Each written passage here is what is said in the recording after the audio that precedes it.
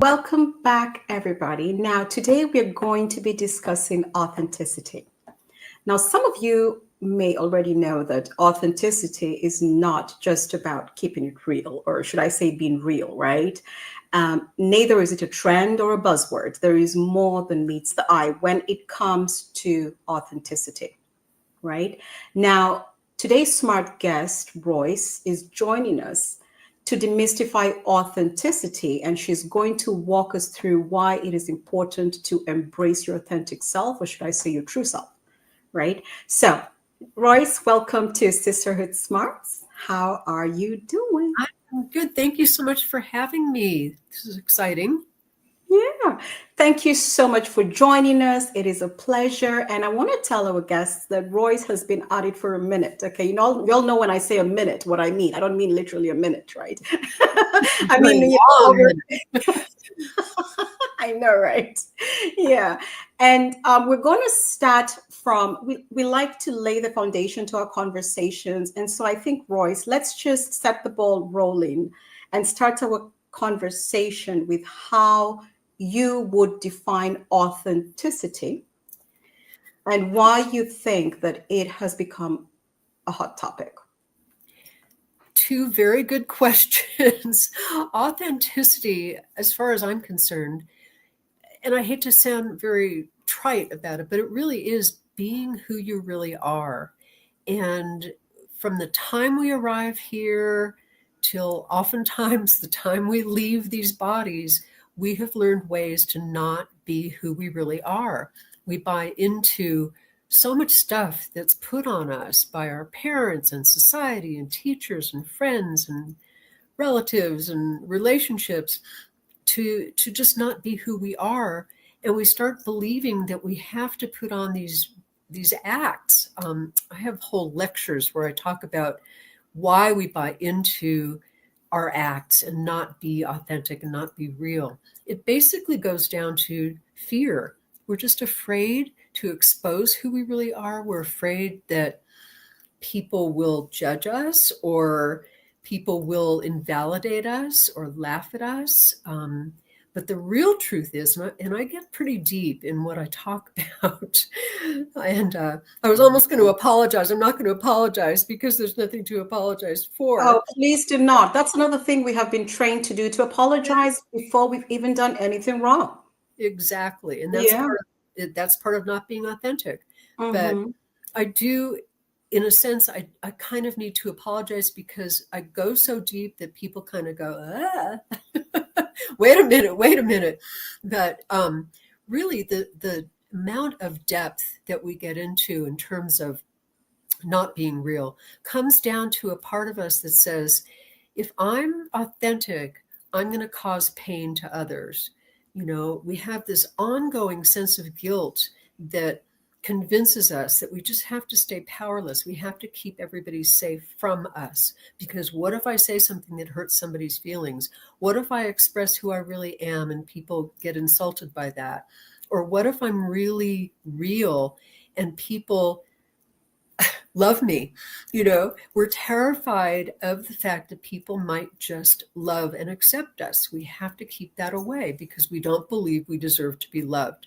And that's the Cliff Notes version of why we're not being authentic. It's a bottom line, very core, very subconscious need that says, I am not safe, and please don't love me because I will end up hurting you. I mean, it's pretty easy to understand that we're afraid of losing love, but we're much more afraid of having love. And it's a very bizarre part of us as humans that, again, goes very deeply subconscious.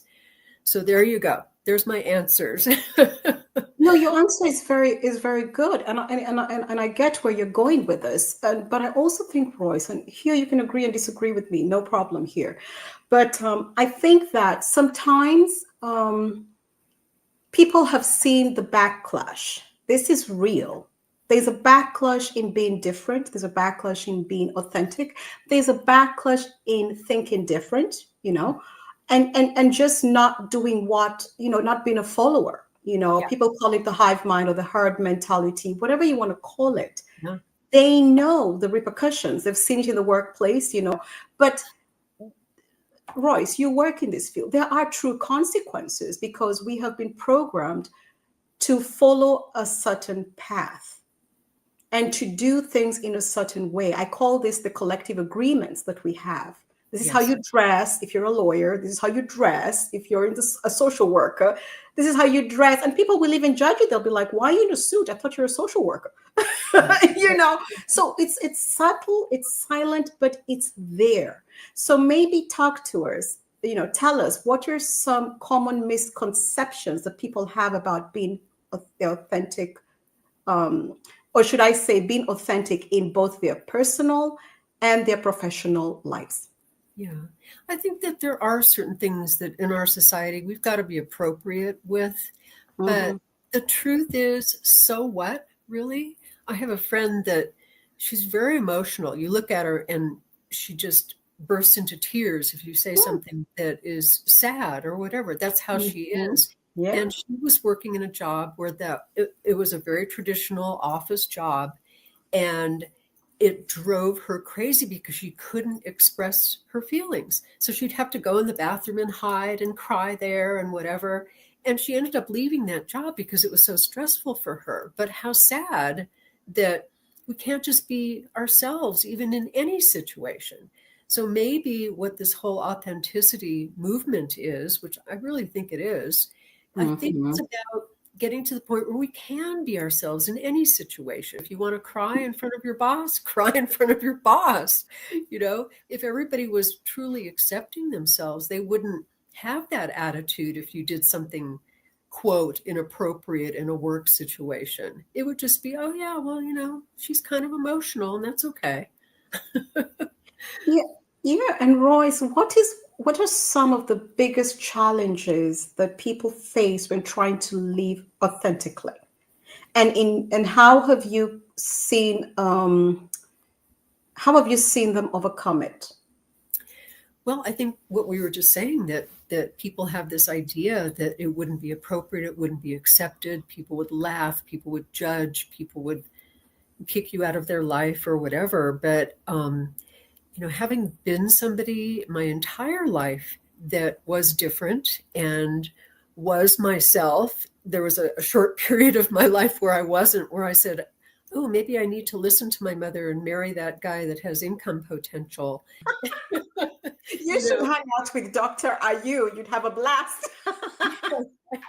yeah, I mean, Because we everybody. talked about that, how you're told this is the good guy, not the This is guy on the motorbike who's giving you the time of your life. exactly, yeah. I mean, my parents gave me a list of what I should do in life. I was an artist. And my mother from day one was like, well, you're never going to make money as an artist. So, I lived with that. And like I said, there was a short period, a window of time for about 6 years that I followed all those directions and I was miserable, miserable. And then I divorced the husband and, did everything that my heart was leading me to do. But I think that people really are walking around in a very maybe subconscious state of misery and sadness and maybe even depression, because they're not being authentic. They're not listening to their heart, to their soul, to their higher consciousness. And it's maybe affecting, I mean, how many people are on antidepressants right now? You know, I think that's pretty much of a huge problem in this world because we're just not listening to ourselves. Mm-hmm. Yeah. Royce, you have opened a huge, huge, huge, huge, huge Pandora's box there because, we're both seasoned women sitting here, and a lot of the issues that people say they have a lot to do with what we're talking about today. This Yes. is not just a mundane buzzword, like we said in the beginning. It's a very serious topic. It will help solve a lot of things, even the psychosomatic symptoms. But we're not going to go into that. But you've opened a really good box for people to research the connection between mental health and just being authentic, Yes. being your true self, because there is a lot to unlock there. And And as you were talking about how, people should just embrace who they are and just be it, I was thinking about the impact that social media has on people not being authentic, because we see in the world of social media, all these curated personas, for the likes, the glitz and the glam. And then, and how then people are struggling to maintain these curated personas online. And I mean, I don't know about you, but I think doing that takes a whole lot of energy and work. But what does it have to do with what you have just shared with us right now? How does that affect your not inability to be authentic, but also your health and your well-being? It's funny, right before you talked about social media, I was thinking about that and how our society, our world is run by people just putting on this persona and showing Mhm. pictures of what they had for dinner and look at the happy family and, all of that stuff that goes on social media, the reels and the ridiculousness of that. And people can't even be in person anymore and have conversations. They're all Oh. sitting there Mhm. texting. So, I think that it's a huge issue. It really is. And, with the pandemic, with everybody staying home and nobody was interacting with their friends, and there's, I think it really has impacted our level of authenticity in a kind of a scary, dangerous way, actually, you know? Mm, yeah. As you were talking, I was just thinking at the vulnerability. That's the word that came up, vulnerability. Yes. And this is just my opinion and how I see things. I see that when people talk about vulnerability, I think that the challenge that people face is finding a balance between being real without overexposing themselves. Now, I know this because when people don't share too much about their personal life or private life, because everyone is putting, like you said, their breakfast and every little single thing they're doing in their private life, they've made it public. There's no more private life, right? People are breaking up online, divorcing online. So when you are private, people think you're secretive. Mm, And that then creates a kind of vulnerability because, you know, I think there's a fine line between being real and authentic and oversharing, overexposing, and doing all that kind of stuff. yeah. Can you walk us through what you think of that? Yeah, I think it goes down to your true intention. Mm. I talk about that a lot in my courses, that people pick up on what you truly intend. So I could say, "Oh, I love you," but my intent is, "Ooh, I really hate you." People get the energy of what you're really saying. And, so if I'm secretive because I'm afraid to expose myself, or I have all these secrets that I don't want anybody to know, that's what people pick up on. And the same thing with being authentic. If my authenticity is about please love me, or please think I'm okay, or please don't judge me, that's what people get from the conversation or the communication. So it's all about intent, and you can't hide that. Yeah, but Royce, now, how did we get here? We were sitting here in 2025 talking about people just being who they are. Yeah. You know what I mean? Sometimes I sit back and I think about the conversations that we are having because they are important. And I wonder, how did we get here? How did we get here? I Where think, we are actually having, you probably teaching, can you believe you're teaching people how to be authentically yeah, themselves, their true self? yeah, that's pretty funny, isn't it? Yeah. It's bizarre. It's a bit weird, from my viewpoint. You know what I mean? I just, yeah, take it away because I was just thinking about it the whole time. I'm like, hold on a minute. How did we get here? Yeah. Well, I think there's a couple of answers to that come to mind. The first one is, for centuries, people have not been authentic. We've put on various masks. We've acted like we're okay. We pretend to not care. From probably the beginning of mankind, or humankind, I should say. And the other thing is, I think that my sense of it, and I've been talking about this for probably 10, 15 years, we're in a transformation of the world, a major transformation. That And is correct. it's almost like, I know you don't live in the United States, but I do. And we have certain politicians who shall remain nameless that are triggering all of us to want to get to the truth. Everything out of certain politicians' mouths are lies and cover-ups and really bizarre. Don't get me started. But I think because of that, we are being shaken to our core to find out the truth about ourselves, about our society, about our world, about the universe. And we can't go back. I think we've just barely scratched the surface of that. And I think the need for authenticity is kind of a symptom of that in a way. Does that make sense? Yeah, it does. And it does because it got me thinking about a saying that we had that, I grew up hearing. I grew up hearing that, and all the politicians, they'll remain unnamed, but politicians are a reflection of the society, of the Yes. country. Most people don't like to hear this because they're like, I am not like those people. But I'm not talking about you, Royce, or you listeners. You're probably trying, if you had to curate your whole existence and your whole, maybe create a whole town or city, it'd probably be so beautiful and everything would be so amazing and incredible.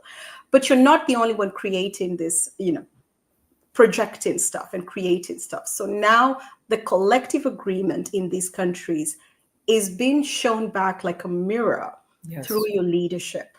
Yes. I don't mean you as an individual. I mean you as a collective country. And this is global. I'm not talking about just the US. Because everyone, Royce, I mean, you guys in America, let's just say you do it big. you're doing the most. But the whole world is complaining about their politicians and their leaders. Yeah. Everyone is doing it. So this is just something. And again, it comes to authenticity because you talked about the leaders who are not authentic. They speak through, we say, I have a Christian background. They speak through the fourth tongue, they say one thing, they preach water and drink wine.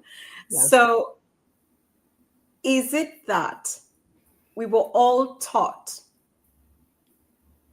to emulate what we're seeing being reflected back to us collectively? Or is it that the authenticity is something that was misrepresented? Why I'm saying this, I don't know if you get what I'm saying. I see people saying this is my authentic me, but what has been projected is curated. So there are layers in what we define as authentic. You know what I mean? Because authenticity is not being, if we were all authentic in a way that was productive, then the world would look very different. Yeah, it would. Yeah. Yeah. So everyone is, that's why I said it's not a buzzword, authenticity. I'm just authentic, I'm keeping it real, I'm being real. But what are you being real about? Mm-hmm.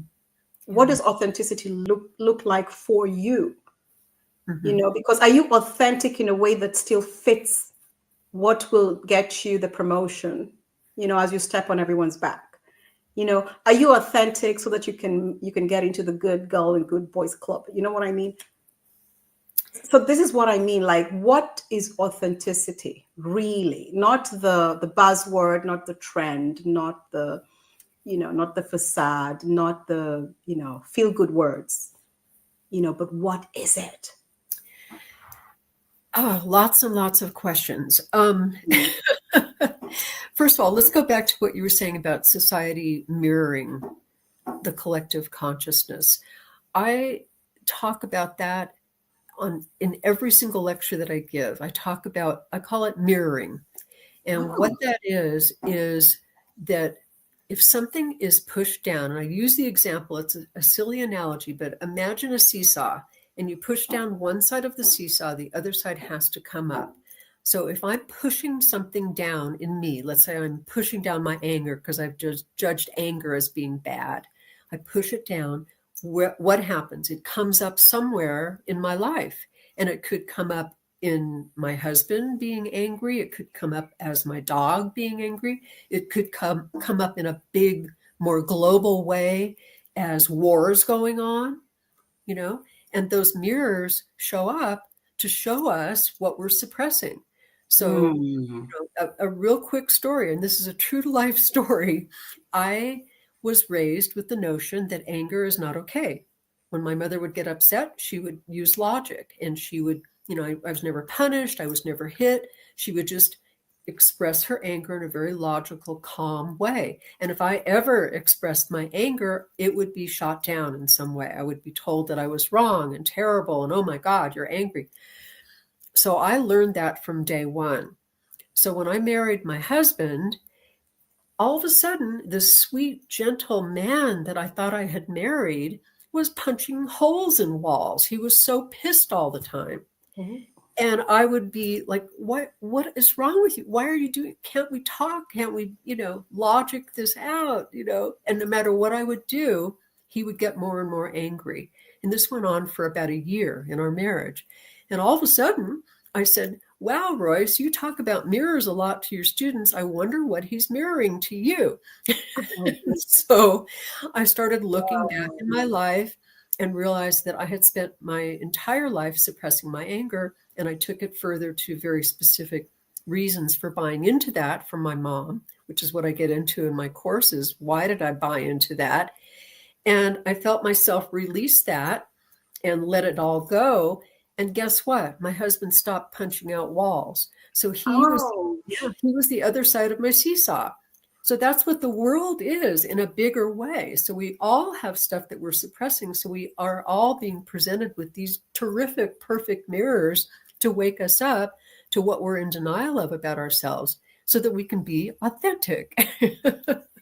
Royce, yeah. No, go on. No, that's okay. Yeah. Now I get it. Because you know why I posed this question? Because everybody's speaking about love and light, peace, freedom, all these wonderful words, but the reflection is chaos. Yes.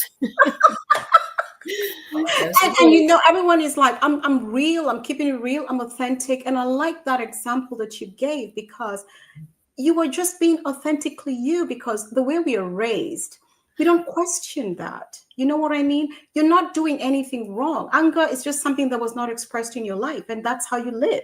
Yeah. You're not sitting back and thinking, oh my God, I'm sure you probably are looking at angry people and you're like, why are they so angry?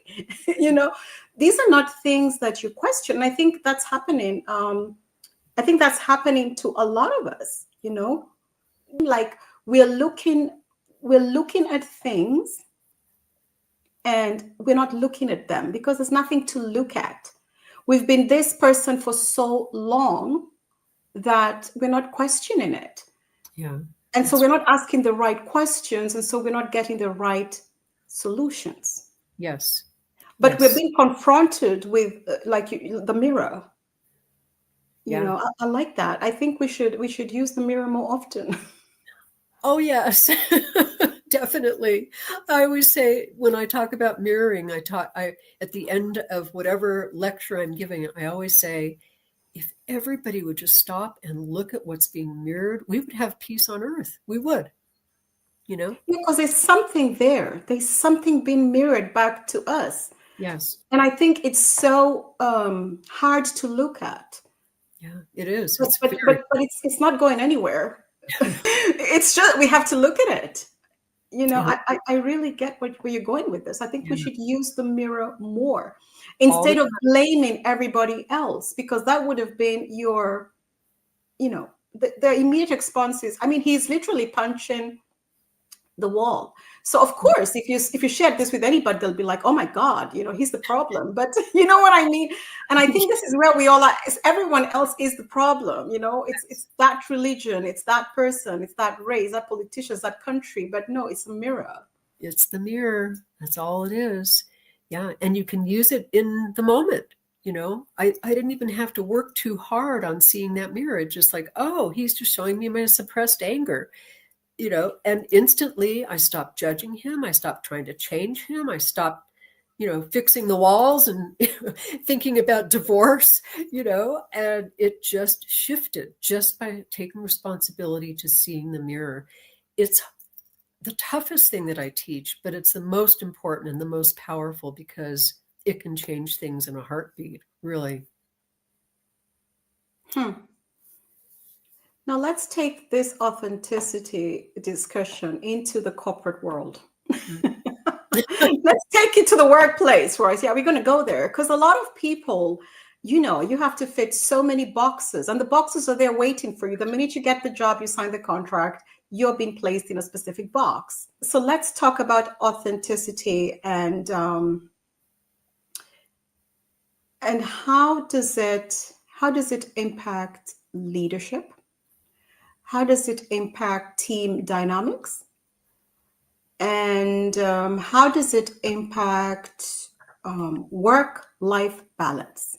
That's a big thing here in the Nordics, which I will have to say, shout out to all the people in the Nordics. We don't have a big problem with that, but we still talk about it, believe it or not. But we are in a very good place compared to the rest of the world. So I'm going to have to put that disclaimer out, okay? Or they will bite my head off, and they are right to do so. This Sisterhood Smarts, we have listeners from all over the world. So this is why I'm posing this question as well, because a lot of people they're having problems, having a work-life balance and being authentic in what their true needs are.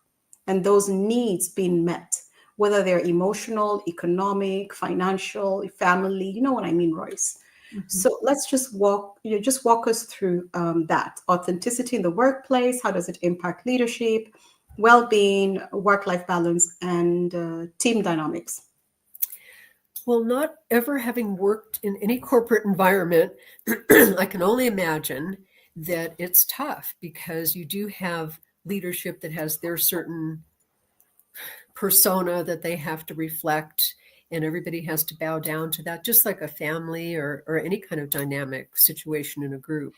But I think it goes back to what I was saying before, that, if I found myself in an environment like that, I would be the one that would be authentic. And I couldn't be otherwise. I couldn't do it unless I was authentic. Just as an example, I have a family situation going on where certain people in the family are not being authentic. They're not expressing what's going on. They've pulled away. They're judging my husband and I for some reason. Nobody will talk about it.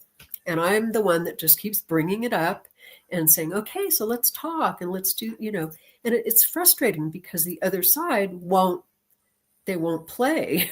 They won't do the dance with us. So I find that I just have to just keep being myself and being authentic. And if they judge me and if they don't like that, okay, fine. If it pushes a button, I need to look at what it is that they're mirroring to me. And the same thing in any kind of environment. So, if my boss is not being authentic and it's bothering me, I have to look at why does that bother me? Why is it so important for me to be authentic in this space when I can just be authentic and not care what anybody thinks, or choose to go home and be authentic instead of in the work environment if it's a threat. It's just, it goes down to, if something is bothering me, if something is pushing my buttons or triggering me, I just need to stop and look at what's being mirrored. Why did I choose a situation like this in my life? Why did I choose to be in a corporate environment? Did my heart really tell me that that's what I should do for some reason? Maybe I'm the one that's supposed to bring authenticity into that environment, or maybe I'm not supposed to be there, or maybe I'm supposed to confront my boss and explain what's going on for me. Or maybe I just need to look at mirrors. Why are people not accepting my authenticity? So it's just a little constant little program that we have to just kind of shove into our brain so that we can remember, okay, it's not about them, it's about me. What's going on over here? So I don't know if that answers your question, but that's what came to me. Yeah, it does, but I'm confronted with people who are literally People are terrified to be authentic, Royce. You Yeah. know, maybe you have been in an environment where being authentic has been embraced, but I will tell you, and we have listeners, and I talk to people from different walks of life, different backgrounds, and they will tell you that, you know, I have a family and kids, and, you know, I don't want to risk this and that. I have to provide for my family and my kids. So I'll just keep my mouth shut and suck it up. And I asked, you know, I always ask this question, but have you tried? And they said, I did. And I was met with a muted response. You know, it was ignored, it was brushed under the carpet, or there was retaliation. And I think this goes back to the mirror that you talked about earlier. I don't think this mirroring thing works if there's only one person willing to do it. Oh, no, that's not true. Really? Can you Really? do it? So let's say you're 1,000 people in a room and you're the only one you doing the mirror, and everyone else is kind of in a collective agreement that this is how things are done. How does that work? Oh, you know, I know what you're saying, and I know it's hard to imagine that you'd be Because in the okay. corporate world, they call that the bad apple. Right. Yes. I've been there a I'm lot. helping our listeners because I know it. I know people talk about this, and I know people who are just like, you know, I'm just going to suck it up and I'm just going to let it be. This is the reality, Royce. Yeah. You know, they talked about it. You know, if you talk too loud, you're a troublemaker. People don't see it as you being authentic. They say troublemaker, bad apple, whatever, you know. I don't know. Well, There are many names for it. You know. let me tell you this. This is what I call, and it's a true story. I call it the 100th monkey theory. I Mm. don't know if you've ever heard this before. Yeah, I've heard about it. Mm. Yeah, well, let me tell you how that fits with the 1,000 people that are in your corporate environment, and there you are, the bad apple, so to speak. So there was this island, And very I am not in the corporate world, people. Okay. So just you need to chill out. Okay. And I'm good. not in the corporate world. But Okay, these are very important things that I need to clarify. okay, okay. Yeah, because I love you all and y'all like to send me stuff, you know, behind the curtain. So here we go. Royce, Okay. take it away. So Mm. let me explain the 100th monkey theory. So there was this very distant island away from everything, and the only thing that was alive on this island were monkeys. And there was this one monkey that out of the blue decided to take his food that had fallen on the ground and walk over to the water and wash it. And he did this, and all the monkeys and all the neighboring islands simultaneously started washing their food. And what I love about that story is that it shows the power of one person shifting. So if I'm that one monkey among 1,000 corporate whatevers, and I start doing this thing, being authentic, that energy is going to spread. And who knows what's going to happen from that? And like I said before, it could create peace on earth just by one person shifting into that monkey washing his food. So I'd like to hold on to that as a very real, energetic truth that it, you know, be that one person, be that one person, be that one monkey. Okay, people, we need you to be brave out there. Okay, know your power. Okay, reclaim Yes, back your yes. power, take back your power. You can do this. Now, Royce, walk them step by step. How do they do it? How do they do it? Well, Yeah, step by step. I swear, Royce, I'm not asking. They'll be like, but how? You'd be surprised. People, we're so detached from certain things. yeah. Nobody's thinking, we don't think about this. People are so busy, so stressed. They wake up, alarm clock, kids, homework, traffic. There's not much time to think and reflect on a lot of things.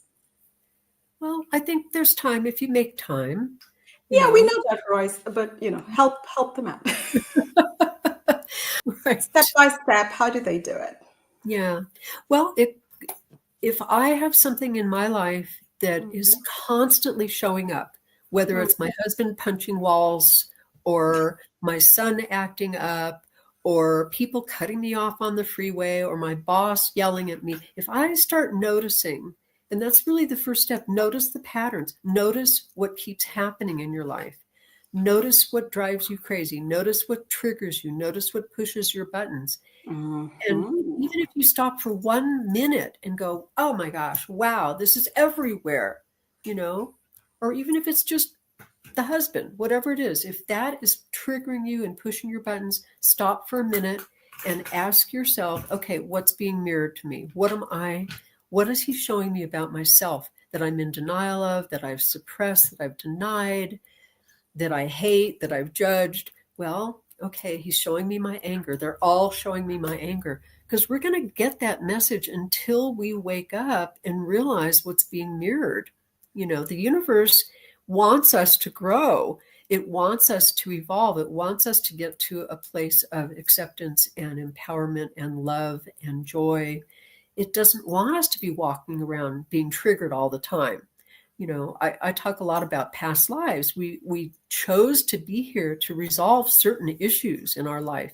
I chose my mom to suppress my anger so that I could wake up and realize what that was about and accept my anger and accept who I really am. And I chose somebody in my life to wake me up to that. So it's all kind of little puzzle pieces that start to make sense if you stop for even a minute and notice all those puzzle pieces going on. So that's the step. And then, of course, to take it deeper and find out the source. I help people get to the origins. You know, why did I buy into my mom telling me to not be an angry person? What was it about me that needed to be suppressed in that way? And when I clear that out, I can be okay with my anger. I can be okay with my husband's anger. I can be okay with my boss's anger and not be triggered by that, because it's not a mirror anymore. It's gone. Does that make sense? Yes, it does. Dear listeners, I hope you received this message as it was intended. Now, I love that you touched on triggers, and I love that you touched on patterns, because patterns are really powerful. You know, as a seasoned woman, I've come to learn that if you do not ignore patterns, you will not experience them over and over and over again. You have to break the patterns, but you break the patterns by looking at the patterns. You Yes. know, you tend to get the same jobs and the same colleagues. They're just different jobs, different colleagues. You tend to get, you know, good, bad, or in between. Watch the patterns. And I love this because patterns are such a good toolbox Yes. to see what is going on, to also give you kind of like a clue of the choices you're making, the progress you're making in life, or not progress, you know, if you still keep getting the same lesson, you know, over and over again. You know, Yeah. patterns are good. And then I also liked that you talked about triggers. Because people talk about triggers like it is something I'm triggered, I don't want to deal with this, you know, she's triggering me. But triggers seem to be something good. You know, Yes. from what you said, I think they're very, very useful. They're Now, wake. just take us a little bit deeper into the how beneficial and impactful and transformative triggers and patterns can be in our lives. They are the best gifts you could ever have. They are the universe saying, wake up. And once you wake up and you realize what's going on subconsciously, and you realize that I'm attracting this, you know, I'm not a victim of this. I'm attracting these patterns. I'm subconsciously choosing the same man to date. You know, the last 10 men have all been jerks or whatever. You know, it Oh, wakes come us. on, Royce. It The big fan, you know. Yeah, those triggers are huge wake-up calls. They're, again, like the universe hitting us on the head and going, are you getting it now? Or do you need Mhm. another guy in your life to show you this? Are you getting it now? Or do you need to choose another horrible boss, you know, so that we can see that it's a mirror of us? It's something for us. Again, politically, we've chosen somebody in the United States that is the biggest mirror for any of us to look at. Somebody that lies, and somebody that is a narcissist, and somebody, you know, I could go on the list, but that person is showing us our deeply embedded beliefs about ourselves. Maybe we're not 100% narcissistic, but we have a little bit of narcissism, so Mm-hmm. it can magnify. A mirror can be a magnification of some aspect that we really are in denial of. So there you go. There's patterns and triggers. They're our best friends. They're our best teachers. They're our best wake-up call. Yeah, and the saying we all heard this as children: the truth hurts. Hmm. And we used to think this was just something that was said, but the mirror sometimes it doesn't show you what you want to see.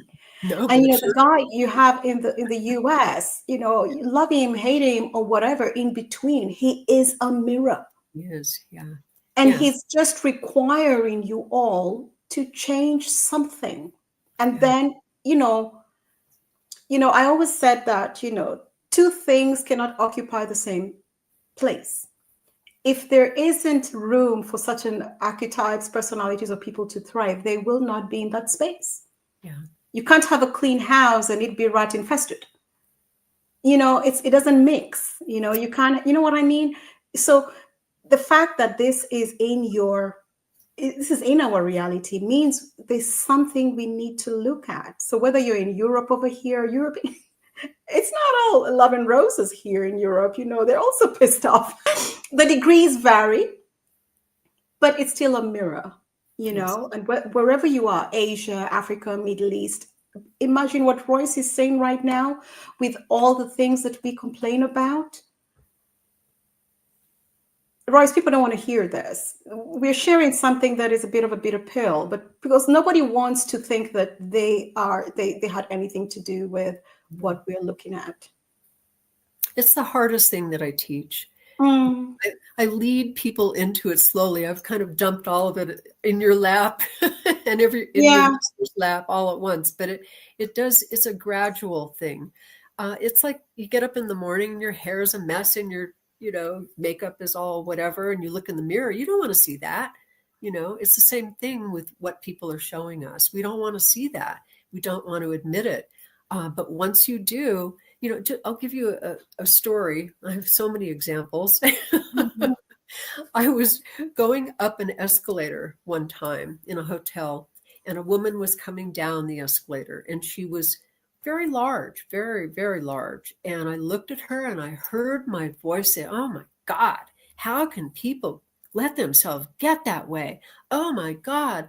And I had this whole 20-second inner dialogue going on about her weight. And Mhm. by the time I reached the top of the escalator, I stopped and said, "Oh my God, Royce, what is the mirror?"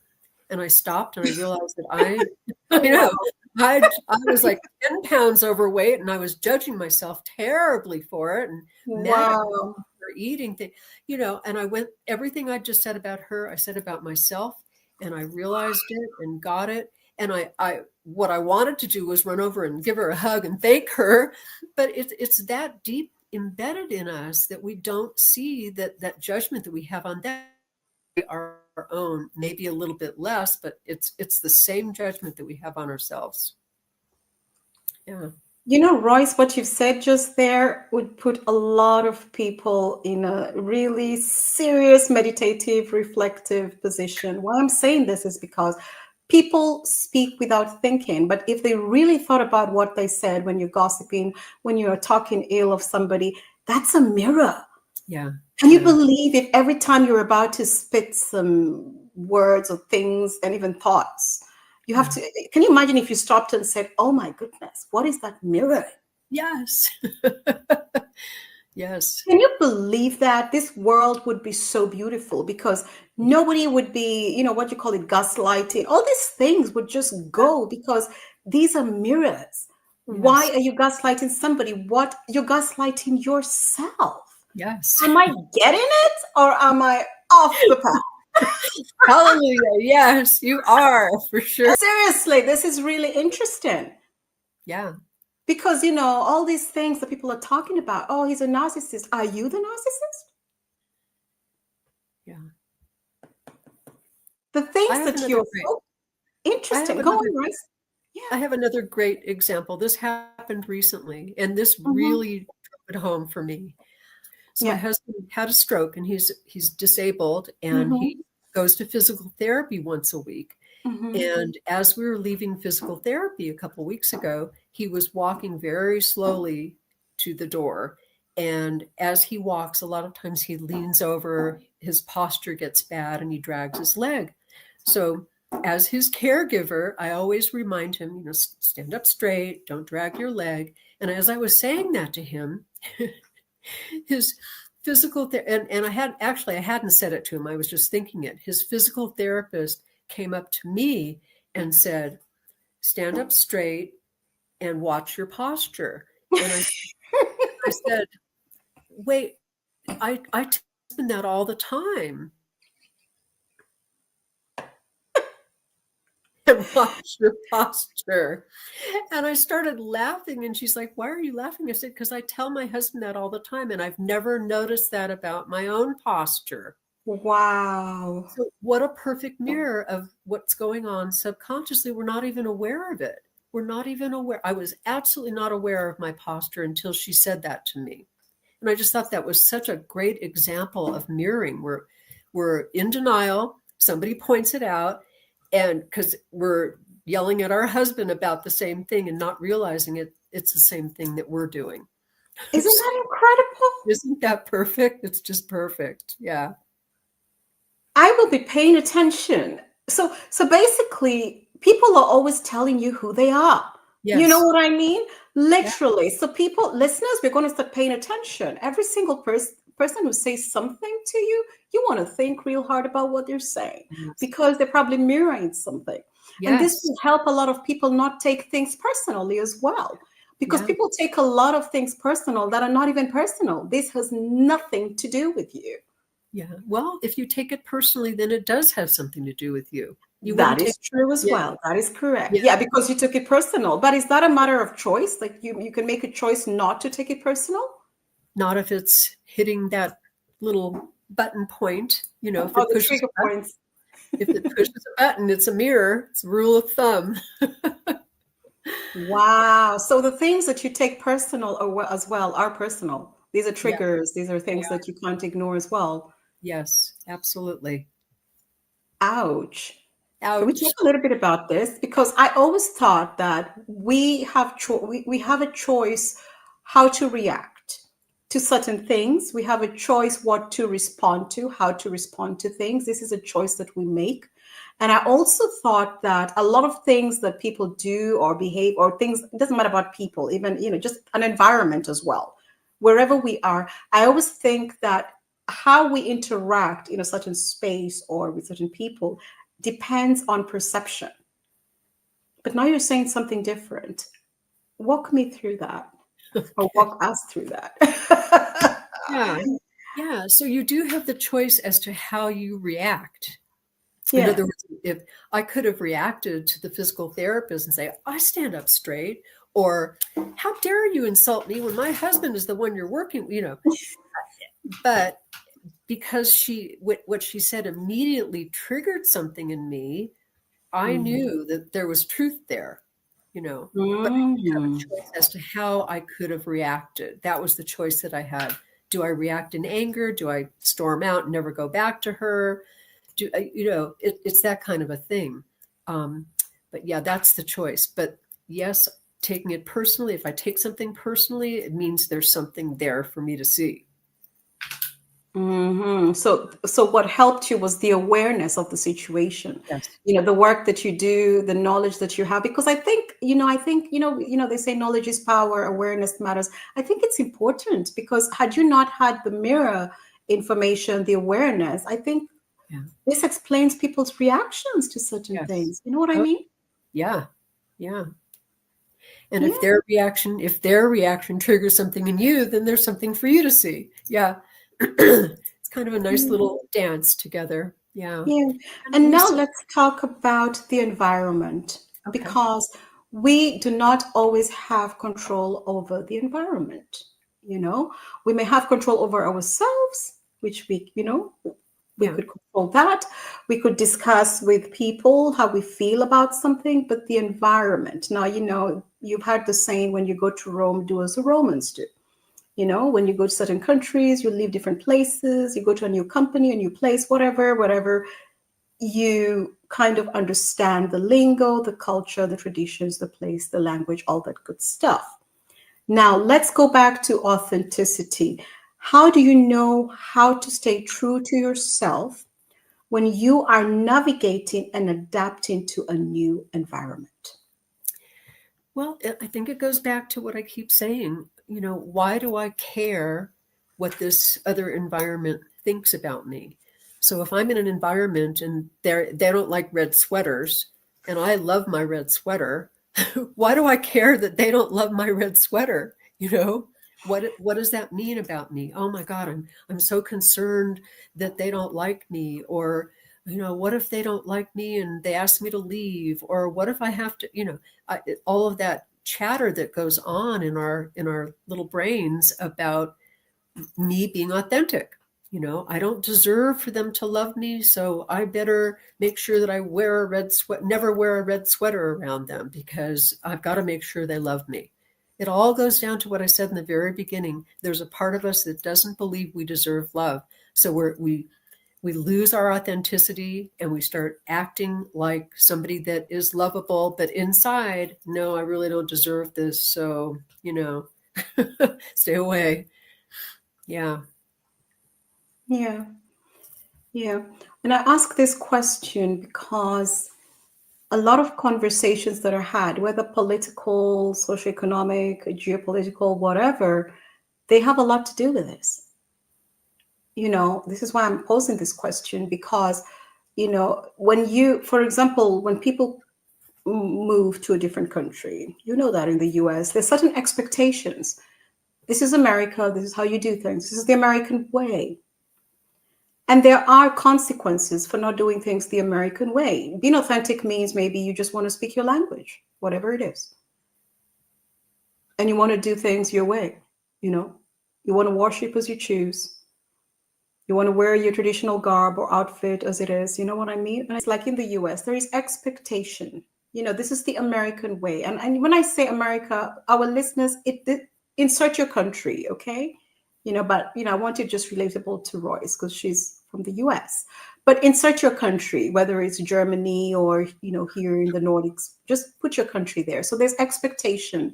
This is the American way, or this is how we dress. We speak English, and this is and then the list goes down, down, down. And this is how this is what makes you a true American, right? And this goes for every country. And people will praise you because, oh, now you're a real French person, now you're really, because you've done certain things.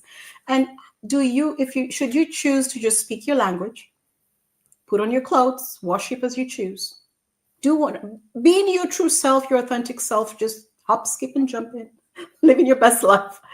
There are consequences. Your life might be a little bit more difficult. Am I wrong? Or am I just saying, no, it would not be, what you said, or the people don't feel they deserve love or they deserve this, but there's this collective agreement that we're dealing with. And it's real, Royce, it is real. Yeah, it's real, but if it matters to you, if it pushes a button, an example, we moved up to the mountains 10 years ago. We were living in the city our whole life and moved up to the mountains, and where I didn't know this about the mountains, but apparently it's kind of a conservative neighborhood. People in pickup trucks and cowboy hats and banners claiming that their vote is for a certain person that I would never vote for. So when we first experienced this, I thought, wow, this is really odd. And then I thought, ooh, maybe I should not do some things that I was thinking to do to the house to make it look a little bit more artsy and, and I would find myself in restaurants and I'd be the only one kind of dressed in very casual, non-cowboy outfits, I'm trying to be nice about how I'm saying this, right? I know you are. Yeah, but I found that after the first month or so, none of that bothered me. It's like, oh, so what that they're voting for somebody that I'm not voting for. My neighbors around me are wonderful and they're Yes. very, very progressive, and I Yes. seem to have attracted people around me that don't fit in that mold. And I can walk into a restaurant now, and I dress the way that I dress, and they dress the way they dress, and we're able to communicate, and there's no problem. But I think, again, it goes back to, am I okay with being myself? Do I really Mm. deserve to be myself? Or does it really matter to me that maybe I'll get that cowboy hat so I fit in? you know, it really shouldn't matter to us. And I know what you're saying, that yeah, in our world right now, it does matter, but I think that is shifting. I really do. And Yeah. I really appreciate the varied, people that are arriving here to help us get that, so we don't have to be the typical American, you know, with certain values and certain skin color and certain language and all of that stuff. I think it's ridiculous at this point. It's a global world, it Yeah. really is. Yeah, and we need to progress out of the I call it pettiness, like you said. Yes, And being authentic means, as you allow yourself to be authentic, allow others to be authentic. yes, And this exactly. is where the richness of everything is. This is where it lies. And I love that. I asked that question, and I know you know why I asked that question, because it's something that needs to be addressed. When you are just yourself, regardless, you will find that space where there are people who will just come to your space. It's like you pull each other. Yes, And then all the noise and everything else disappears. I'm yeah, telling you, people, the noise, and those people who actually have trouble with your authenticity, they cannot stand to be around you. it's true. And so then you will have the people who will allow you to be quirky or wear the red sweater and not even look twice at it, and you'll just be authentic, and it will not be a conversation. Mhm. Authentic people don't ask you, are you being authentic today? They're just like, Exactly. you're all just being you. Yeah. And these conversations will not be so, they'll not be in the center. But this comes with the awareness, Royce, Mm. and I think this conversation has been so amazing because we have moved so far away from authenticity. And I like the mountain setup that you described. These people who have chosen to be in a group and a clique, they've never questioned why they're there Yeah, and who they were before this group ideology was created. it's true. Because this was not something, when you were born, this was not your purpose. This was not your goal in life. That I'm Right. going to have a flag outside my house to represent. Absolutely. Yeah. That I'm going to be upset with my neighbor because, they have this religious belief or this sexuality. This was never our purpose. No. It was not this, a lot of the things that people are fighting for and about are when we were not born with this. This is not who we are. Yeah. And as we slowly head out, Royce, I want you just to walk us through. I think all of us have kind of lost little aspects of who we were because, I mean, we all go to schools and then we learn certain things and we're told this is a good job, this is what pays good. You said this is the right boyfriend, you Right. know, he's got what it takes, So we all have certain upbringing from our parents or environment that we have with us that we were taught. Yeah. This is good, this is bad, and so on and so forth. You can call it programming, social engineering, whatever. But I'd like you to walk us through, or give some advice to someone who feels like they have lost touch with their true self and how they can find their way back. Well, for me, a lot Mm. of it came down to finally recognizing when somebody would point something out, whether it be my posture or I experienced an incident many years ago before I didn't realize how inauthentic I had become. Somebody pointed something out to me, Mm. and I was shocked to hear it. And it really triggered the walk that I took, the walk that I needed to personally take to get back to who I was, just by having them say, God, Royce, that was really so phony what you were doing. It was shocking. It was shocking to me, but it started me questioning every single aspect of myself, because Wow. you're right. We arrive here and we start forgetting immediately who we really are. We buy into fear, Mhm. and we start doing things that separate us from our spirit, from our true self. And it just gets worse and worse and worse through the years and through the decades. So one of the things that I do with people is I help them get back to the origins of why they bought into all of that. What was the fear that caused them to buy into not being who they really are? And resolving those fears, they're very layered and they go far back, but resolving the origins of those fears help them just to naturally re-evolve to who they are meant to be. And it takes work. It really does.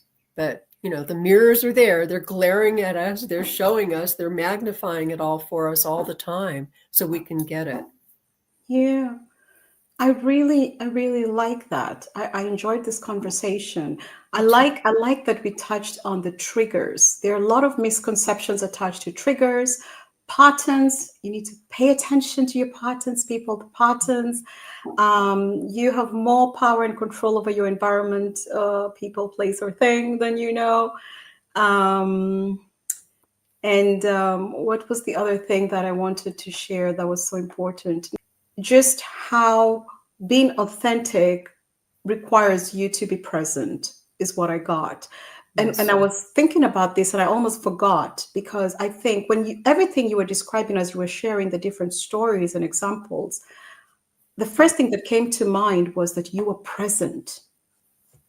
You know, Yes. the lady at the physiotherapist, had you just said, oh, you can shun things, and just I noticed that the examples you were sharing, you were present in the moment. You were paying attention. You were taking the feedback to heart or listening. They say there's hearing and listening, you Yeah. know? Yeah. Yeah. And is there anything that you would like to share that we might have missed before we head out? Because I think you've shared a lot of really, valuable tools or tips, pointers to our listeners that they can Well, use. yeah. One more story comes to mind. Hmm.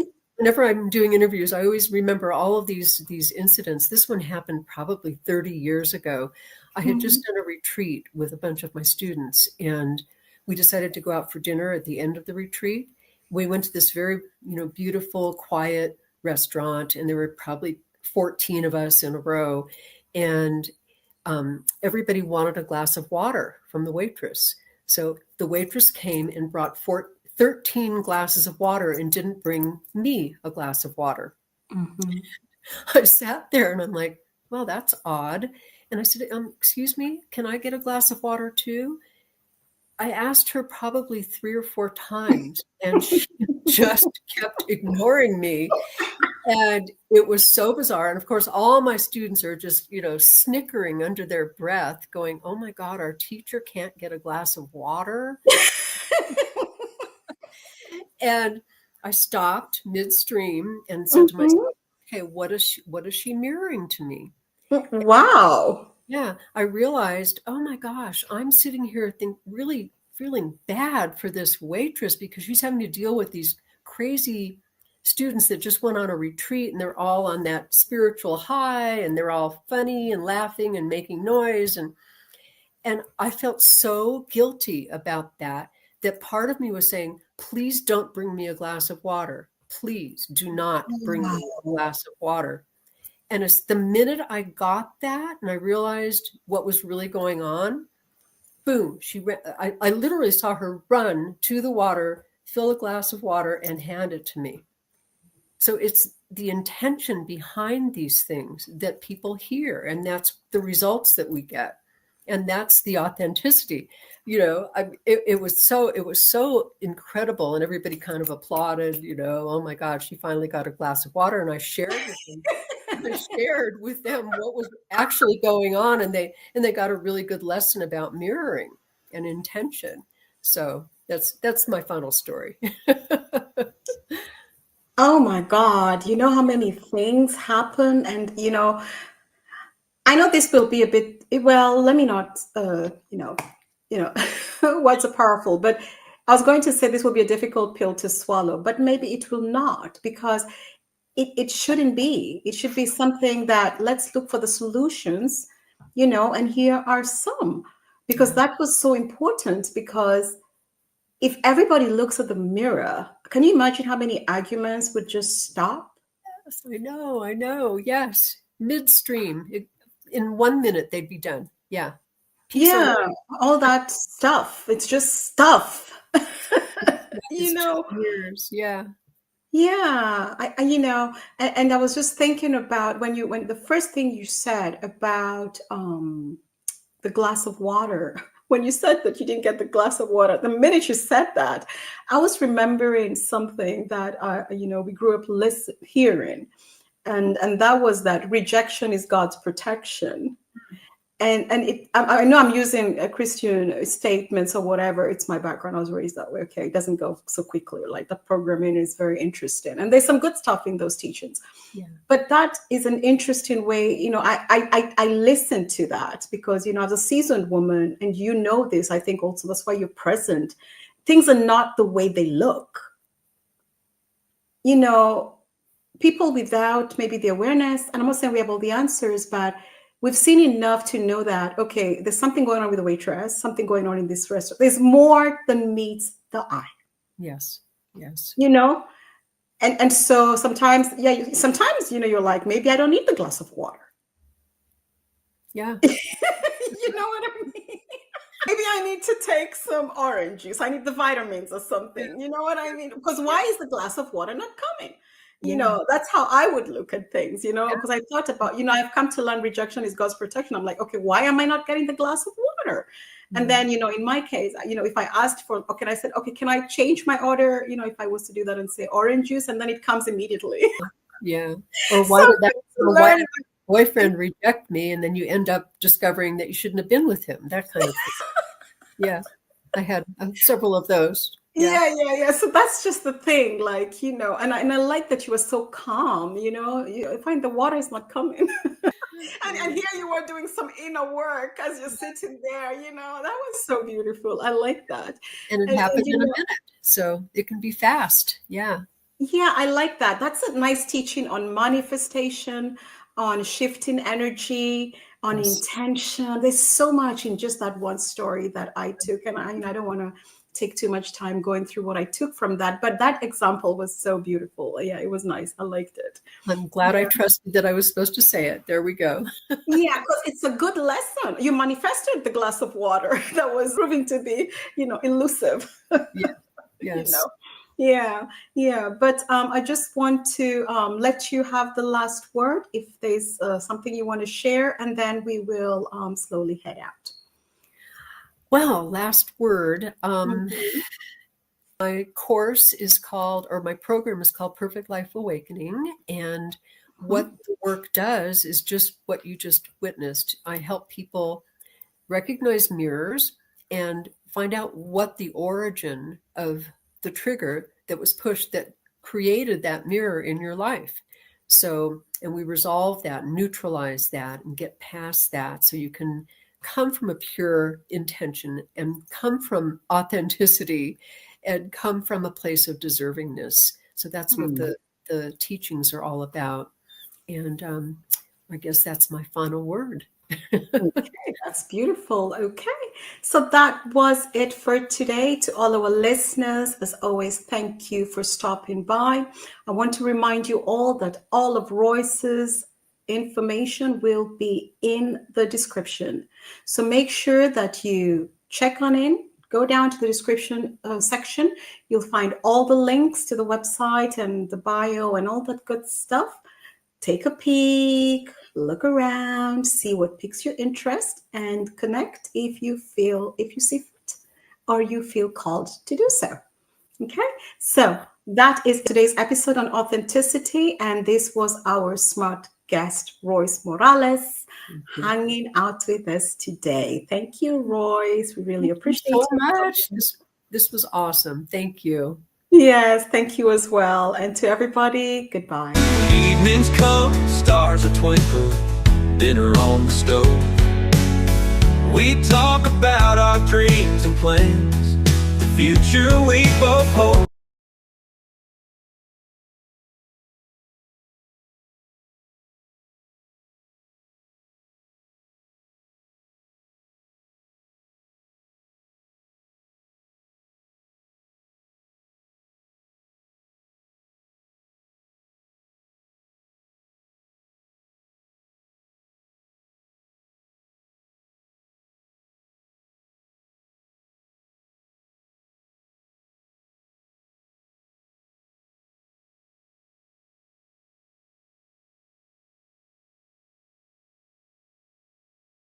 Evenings come, stars a twinkle, dinner on the stove.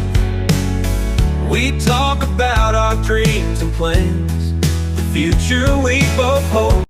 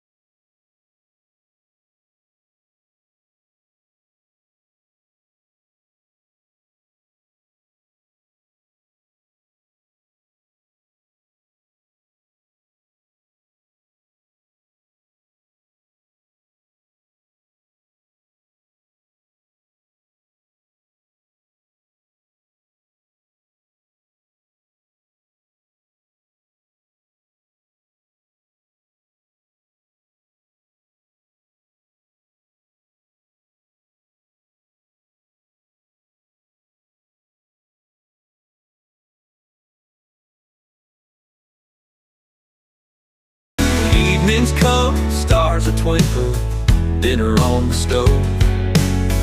We talk about our dreams and plans, the future we both